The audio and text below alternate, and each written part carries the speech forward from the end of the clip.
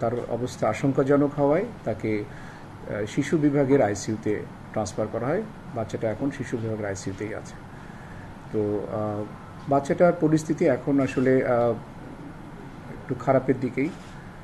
তাকে ভেন্টিলেটরে রাখা হয়েছে। তার পরিস্থিতি অবনতি হয়, তাকে আমরা গতকাল রাত 9টার দিকে ভেন্টিলেটরে রেখেছি।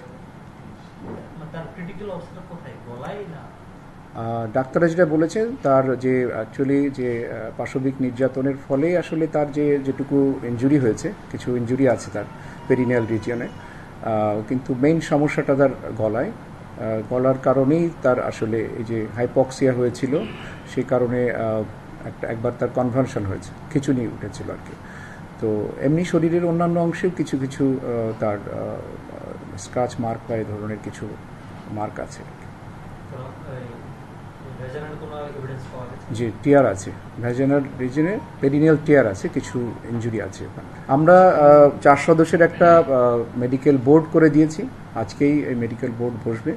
রোগীর জন্য যা যা ভালো হয় আমরা চেষ্টা করব, বোর্ড যেভাবে রিকমেন্ড করবে, এবং আমরা বলে দিয়েছি যে এই বাচ্চার চিকিৎসার জন্য আমরা সর্বতভাবে চেষ্টা করব, এবং ফ্রি অফ কস্ট তার যেসব জিনিস লাগবে, ওষুধপত্র আমরা হাসপাতাল থেকে প্রোভাইড করব। আমাদের সোশ্যাল ওয়েলফেয়ার ডিপার্টমেন্টকেও বলা আছে, তারা এটা ফ্রি অফ কস্ট চিকিৎসা ইস্যু করবে। আচ্ছা, আপনার তো দীর্ঘদিন আসলে অভিজ্ঞতা, আপনার কি মনে হয় এখন যে সিচুয়েশনটা সেখান থেকে রিকভার করার সুযোগ এটা বলা মুশকিল, তবে আসলে সে যে স্টেজে চলে গিয়েছে, মানে আমরা আসলে স্পেসিফিক্যালি এখন বলতে পারছি না। আমি ডাক্তারদের সাথে কথা বলেছি এ ব্যাপারে, ওনারা খুব বেশি আশাবাদী না। 4 সদস্য। আমরা পেডিয়াট্রিক্স সার্জারি, গাইনি এবং অ্যানেস্থেশিয়া, এই 4টা বিভাগের ডাক্তারদেরকে নিয়ে বোর্ড করেছি।